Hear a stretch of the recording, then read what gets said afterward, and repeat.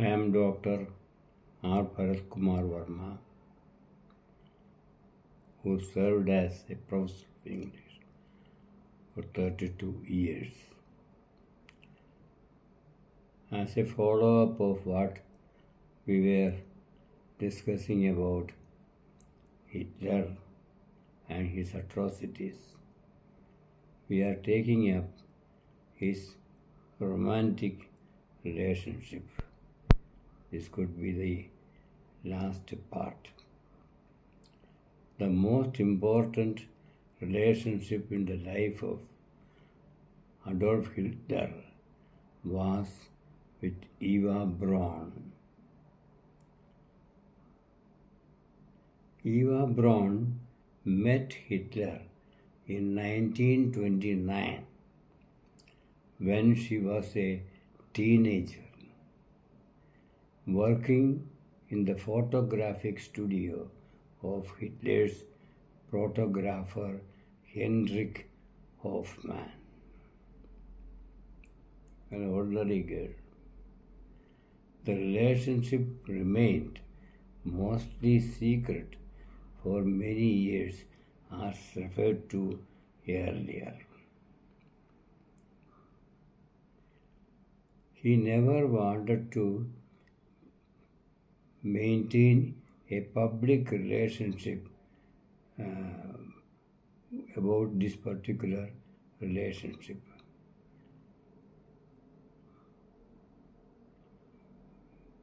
His life was completely devoted to Germany and its affairs.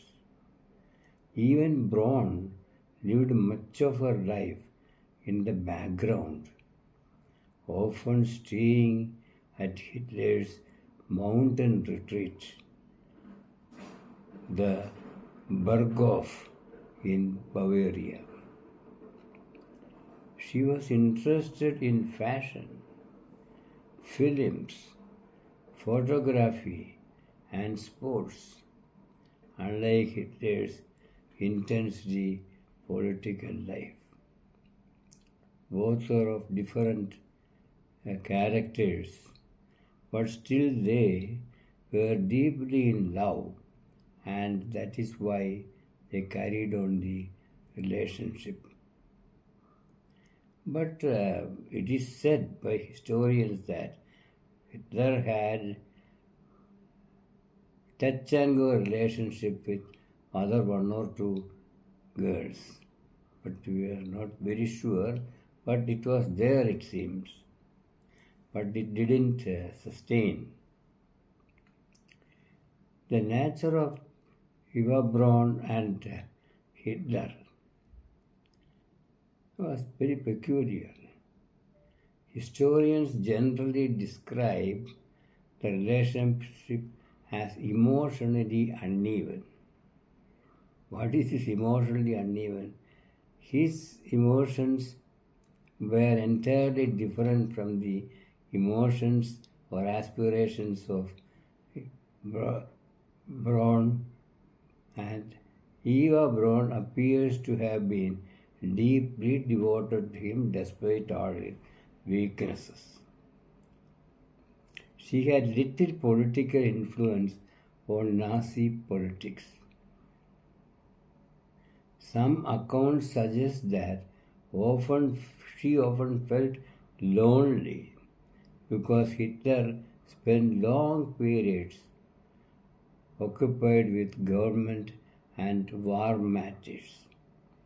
He almost ignored her, not because he wanted to, but circumstances came so. Marriage and final days. This is actually rather some kind of a joke, though it is serious. Hitler and Eva Braun married in a bunker beneath Berlin on April 29th, 1945.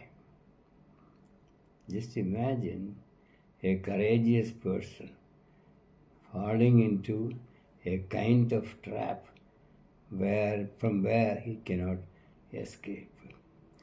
Less than 2 days later, in the concrete bunker in Berlin.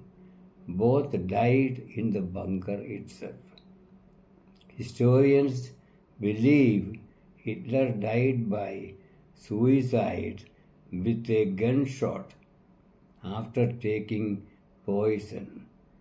This is not a double kind of a thing to make sure that he died definitely 100%.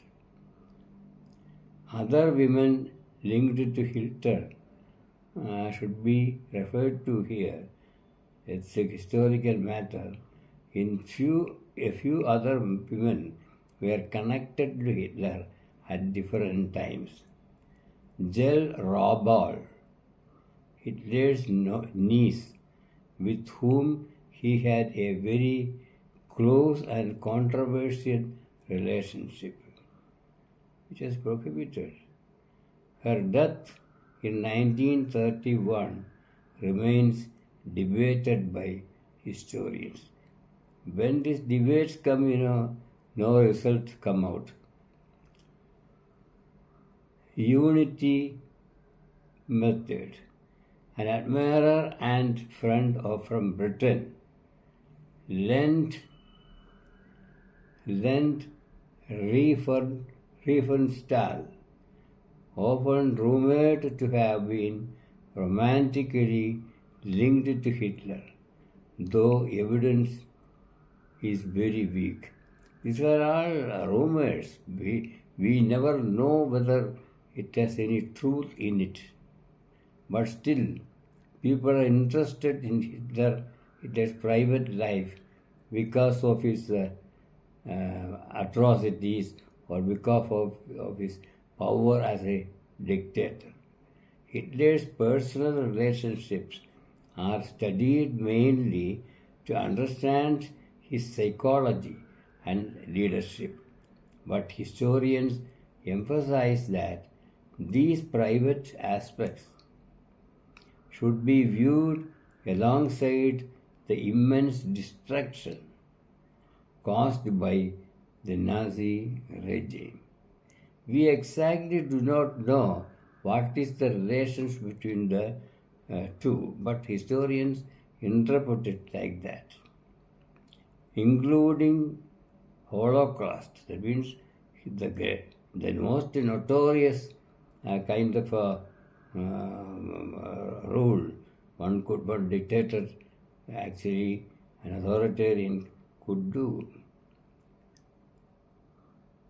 He brought in various things along with the most notorious is Holocaust and the war in Europe. Death is death. In the final days of World War II, Adolf Hitler and Eva Braun died in an underground bunker in Berlin on April 30th, 1945. This is repeated because it has some importance in the life. What really happened? Soviet troops were closing in on Berlin as Nazi Germany collapsed. For every kind of this kind of dictatorship or authoritarianism or attack on other countries, there should be an end. Hitler realized defeat was unavoidable and decided not to be captured alive. He always believed that somebody should catch him and imprison him. He never wanted to be in that position. Hitler and Eva Braun had married only one day earlier, on April 29, 1945, in the bunker.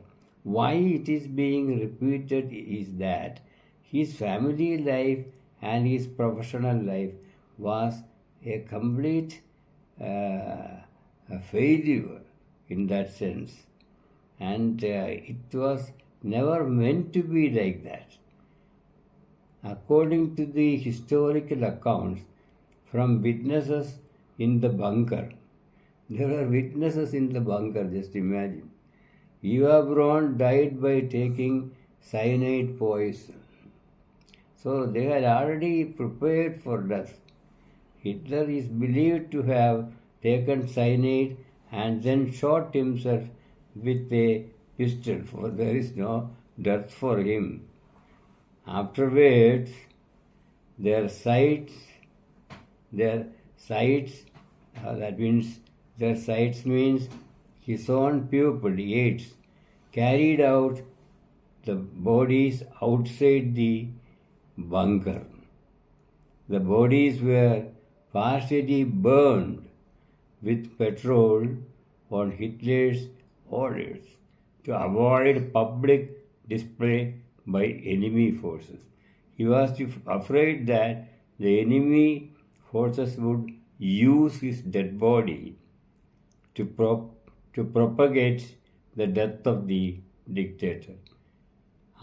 Afterwards, Soviet forces later discovered remains near the bunker area. Because the remains were badly burned, confusion and conspiracy theories appeared for years, whether it was Hitler or somebody else. For everything there was a controversy, especially in these important situations. The deaths marked by the symbolic end of Nazi Germany. Germany formally surrendered a few days later in May 1945.